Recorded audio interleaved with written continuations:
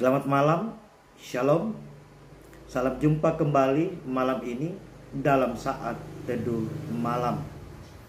Malam ini kita kembali akan menikmati firman Tuhan lewat saat teduh malam. Mari sebelum kita baca dan renungkan firman Tuhan, kita mohon kekuatan Roh Kudus di dalam doa. Kita berdoa. Terima kasih Tuhan untuk semua kebaikan-Mu dalam sepanjang hidup kami, khususnya sehari yang sudah kami lalui. Malam ini kami akan kembali menikmati firman-Mu lewat saat teduh malam. Curahkan Roh Kudus-Mu bagi kami.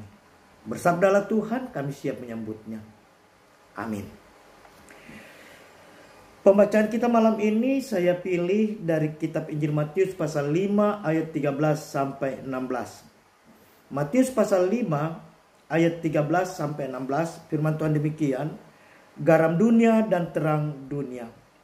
Kamu adalah garam dunia. Jika garam itu menjadi tawar, dengan apakah ia diasinkan? Tidak ada lagi gunanya selain dibuang dan diinjak orang.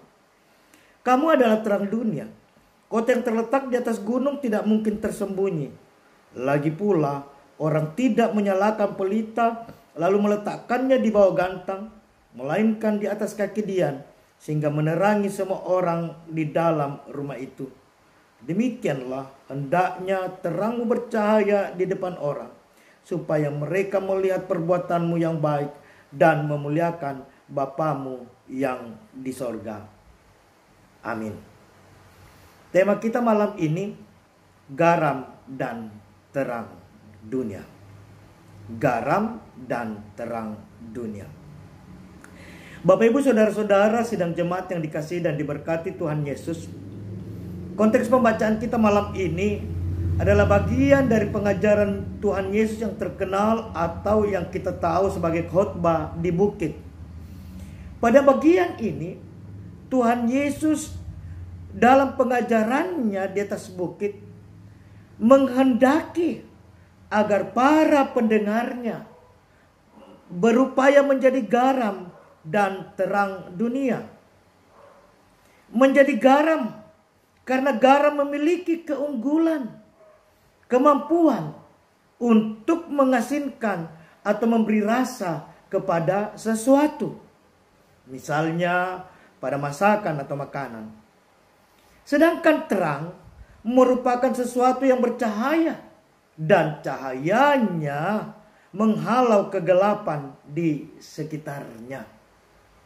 Dua hal ini, garam dan terang, memiliki arti ketika ia keluar dari dirinya.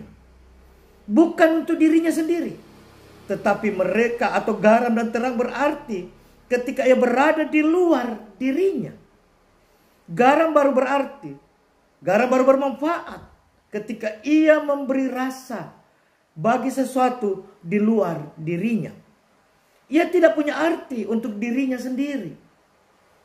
Demikian pula terang.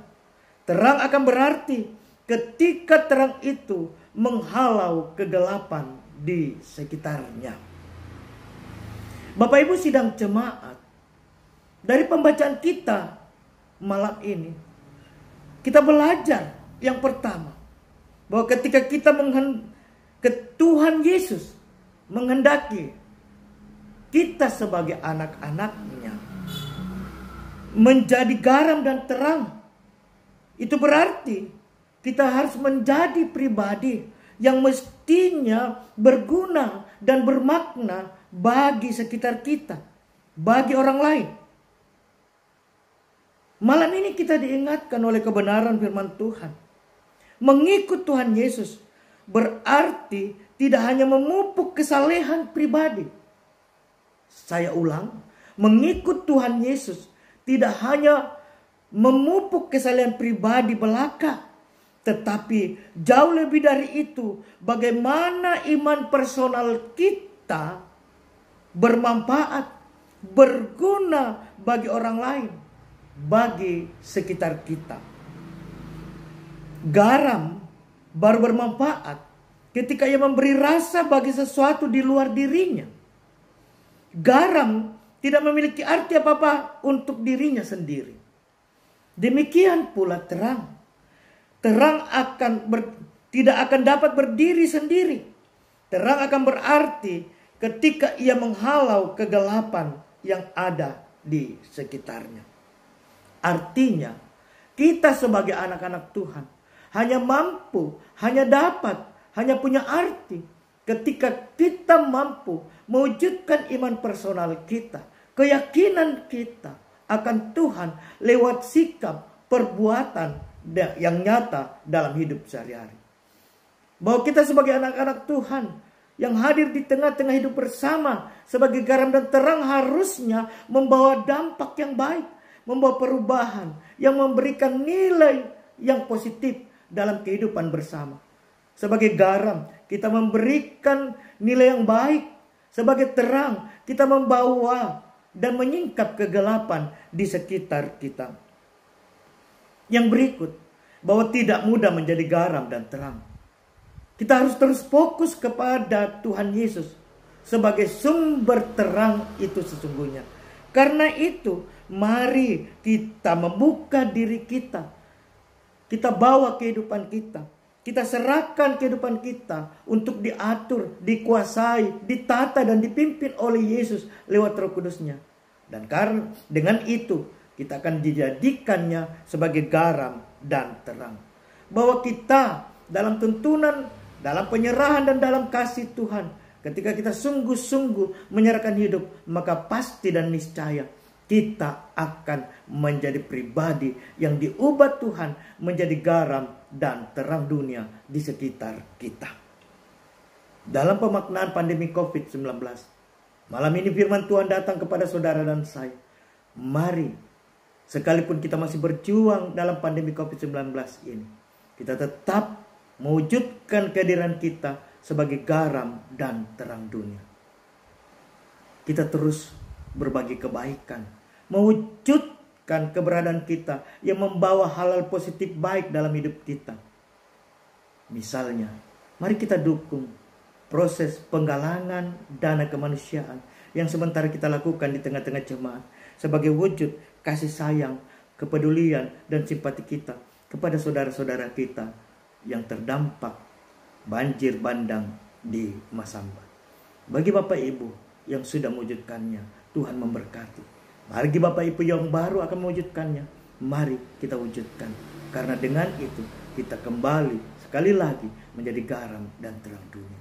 Kita menjadi sesuatu yang punya arti dan memberi arti dalam hidup ini. Terpujilah Kristus. Amin. Mari kita akhiri saat malam kita berdoa. Terima kasih Tuhan untuk saat teduh malam ini. Meteraikan firman-Mu dalam hati kami.